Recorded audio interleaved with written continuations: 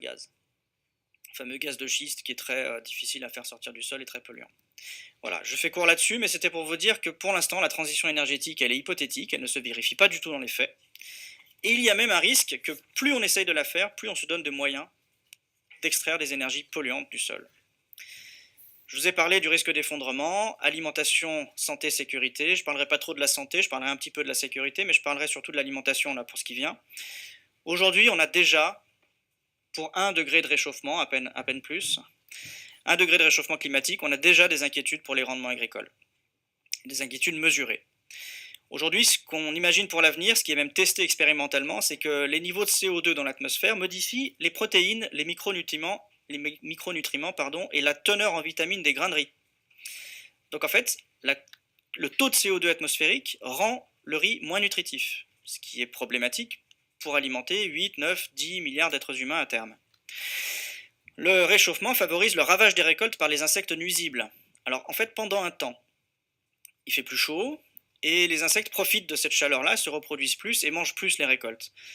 Ensuite, ils disparaissent aussi parce que plus chaud, c'est aussi problématique pour eux. Mais en tout cas, il y a un temps où les rendements agricoles sont impactés par le réchauffement via les insectes. En raison du réchauffement climatique, là encore, l'azote se fixe moins facilement dans le sol. Donc, l'azote, c'est absolument indispensable pour la croissance des végétaux. Et les plantes qui ne reçoivent pas d'engrais azotés, donc parce qu'on fait les engrais, c'est essentiellement de l'azote qu'on craque dans l'air à partir du gaz. On utilise de l'énergie donc pour craquer l'azote dans l'air et pouvoir en faire des engrais. Et l'azote se fixe moins bien à cause du réchauffement, et du coup, les plantes peuvent moins bien faire leur photosynthèse, et donc grandissent moins bien, croissent moins bien. Vous voyez des boucles comme ça qui viennent se renforcer, plus il fait chaud, moins les plantes fonctionnent bien, moins elles sont capables de générer de matière organique, moins elles sont capables de nous nourrir. On voit que les maladies sont en forte augmentation partout dans le monde, les maladies des plantes, et les parasites, les pathogènes circulent mieux à cause des hivers doux évidemment. Et normalement, sous nos contrées par exemple, alors là ça va, il fait à peu près froid, mais malgré tout depuis quelques années il fait moins en moyenne froid l'hiver, même si les températures extrêmes sont conservées, et du coup les parasites, les maladies, les pathogènes résistent mieux l'hiver. Une inquiétude plus grande encore, c'est le fait que le sol lui-même, et ça c'est vraiment ce qui s'appelle une boucle de rétroaction positive. Alors une boucle de rétroaction positive, ça ne veut pas dire qu'elle a un effet positif, ça veut dire qu'elle a un effet qui renforce la cause initiale. Une boucle de rétroaction positive, c'est par exemple lorsque les glaciers fondent, les glaciers sont blancs. Donc les glaciers réfléchissent la lumière vers le ciel, ce qui fait que ça ne réchauffe pas trop l'atmosphère au-dessus des glaciers. Lorsque les glaciers fondent, ils découvrent de la terre ou des roches qui sont beaucoup plus sombres.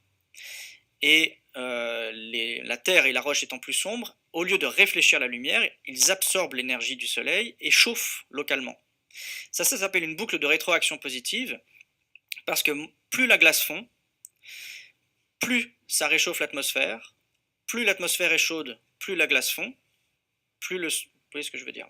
C'est positif dans le sens où la boucle se renforce elle-même.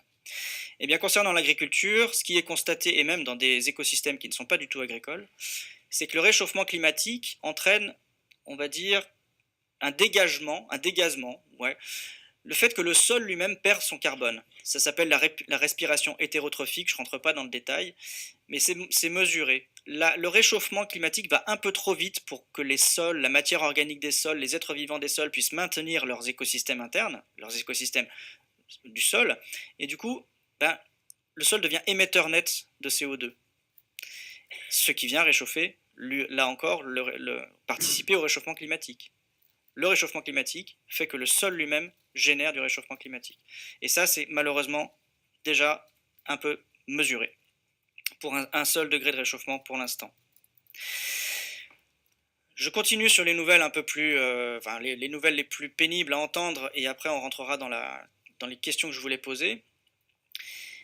Donc j'ai parlé de réchauffement climatique, il y a 2 points dont on parle rarement dans les médias, sinon jamais.